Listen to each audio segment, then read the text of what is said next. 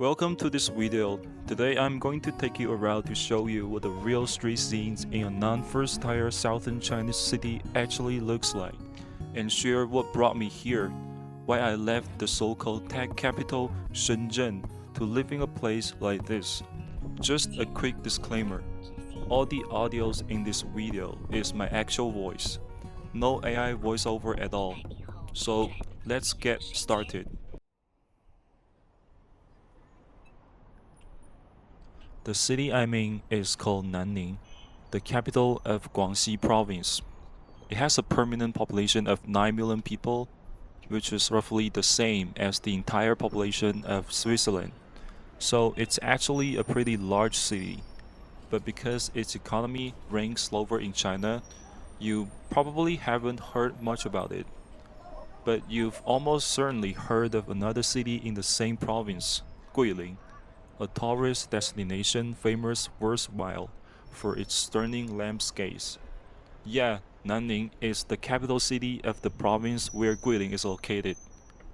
There aren't any big famous tech company here, nor does it have heartbreaking scenery like Guilin, but precisely because of that, there aren't many outside migrants or tourists, making it a relatively quiet and livable city. As you can see on the street I'm walking along, both sides are lined with lush trees and great greenery. This is why Nanning has another nickname, the Green City, kind of like Singapore. It's said that the urban green coverage here reaches 30 to 40%. That thanks to early city planning, where building construction and tree planting were done hand in hand. Regulations were even passed stating that green space on the new roads couldn't be less than 20% of the total road area, using tall trees to create shade. It turns out those city planners back then were super visionary because Nanning is located in the tropics and gets scorching hot. Plus, with global warming in recent years, August day like today can easily reach over 30 degrees Celsius. So this sidewalk I'm on right now is completely shaded by trees, which is honestly a total lifesaver. So now let's talk about why I left Shenzhen, the tech capital, to live here. I don't actually live right here in Nanning. I live in a small coastal town about 100 kilometers away. Since medical resources back in my town are pretty lacking, I came to a big hospital here in the provincial capital to get a tooth issue checked out. So I figured I could record this video while I was at it. But I did move back to Guangxi from Shenzhen last month. The main reason was that after finishing my master degrees, I couldn't land a job. So I decided to come back to my hometown to take a gap period for a while. Yeah, the job market in China right now is insanely competitive. Even with a master degree from a top university, it's really hard to find a decent white collar job. Of course, that's the objective reason why I didn't stay. Subjectively, I just really dislike megacities with extremely high population density. Sure, those cities seems to promise endless job opportunities and wealth, but they also destroy your quality of life. You end up spending 1 to 2 hours commuting every day, squeezing into packed subway cars and living in a dark, low-quality slum-like apartments while paying absurdly high rent. Shenzhen is one of the most crowded cities in the country, with tens of thousands of job seekers pouring in every year to make a living.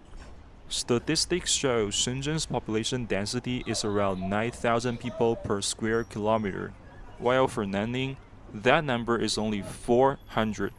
Shenzhen is nearly 22 times higher. Just imagine over 9,000 people crammed into a single square kilometer. It inevitably causes all kinds of urban problems. On top of that, a lot of people have been complaining that after the pandemic, a lot of low-mannered workers flood into Shenzhen, causing the overall quality of life to drop dramatically, which was another big reason why I wanted to leave. Coming back here, my mood instantly got so much better. because the pace of life here is much slower. People here are not aggressively or rush because there isn't that much business to fight over.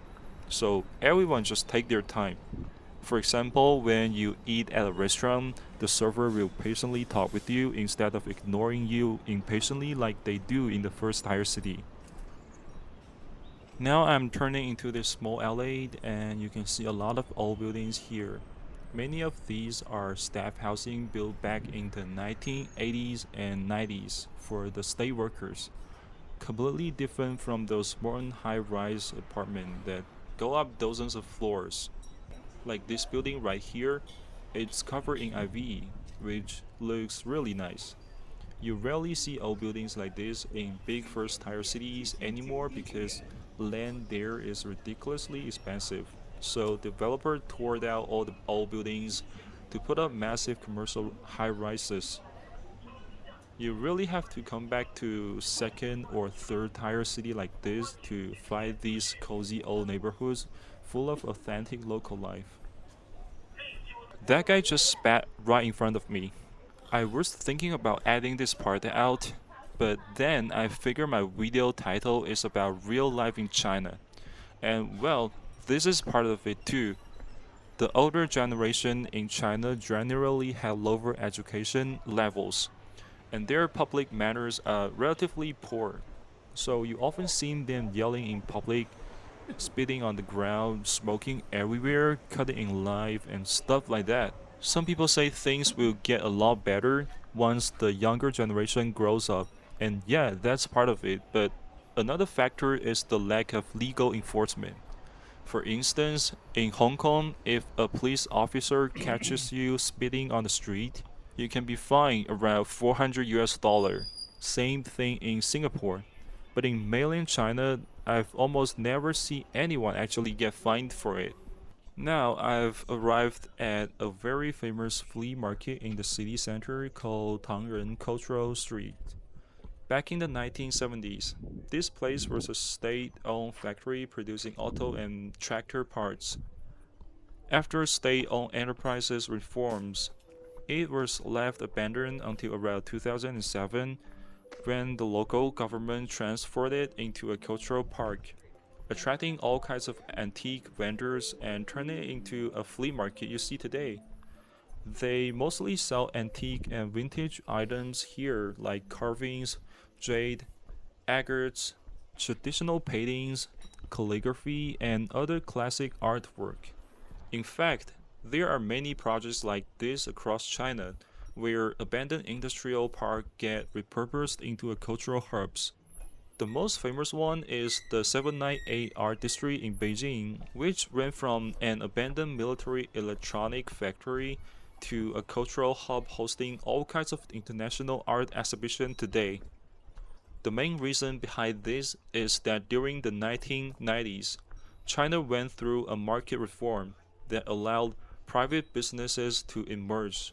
This caused the profit of original state-owned factories to plunge, forcing them to stop production and relocate to the suburbs, leaving behind tons of idle factory buildings. Tearing down these massive structures were way too expensive. So government came up with a clear solution. Why not just repurpose these abandoned factories?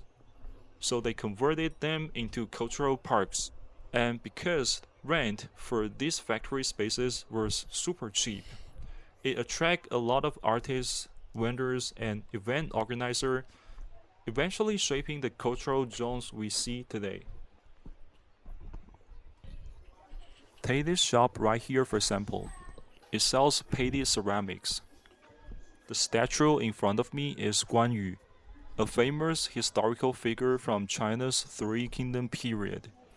You can find statues of Guan Yu in a lot of Chinese shops because people will him as a folk god of wealth. Many business owners keep a Guan Yu statue at home or in their shops to symbolize honest and trustworthy business. You can also see Guan Yu statue in a lot of Hong Kong gangster movie. That's because back in his day, he was a general who valued loyalty above everything else. refusing to betray his leader no matter how much he was threatened or bribed. So after he died, he became the symbol of loyalty. That's why gangs and other groups respect him so much. They want their followers to be just as loyal as he was. Since today is a weekday, a lot of the shops aren't open. It gets way livelier here on weekends. Also, because young people nowadays aren't super interested in antiques, many shops here have started selling secondhand electronics instead. The most popular items are secondhand CCD cameras. These things have been insanely popular among young people in China recently, mostly because they are super portable and the photos they take have a natural soft blur that gives off a real cool vintage vibe. Alright, so that's pretty much everything for today's video. If you want to see more content of the street views of smaller Chinese city and what everyday life is like for people living here, please give me a follow. Thanks for your support, and I will see you in the next video. Goodbye.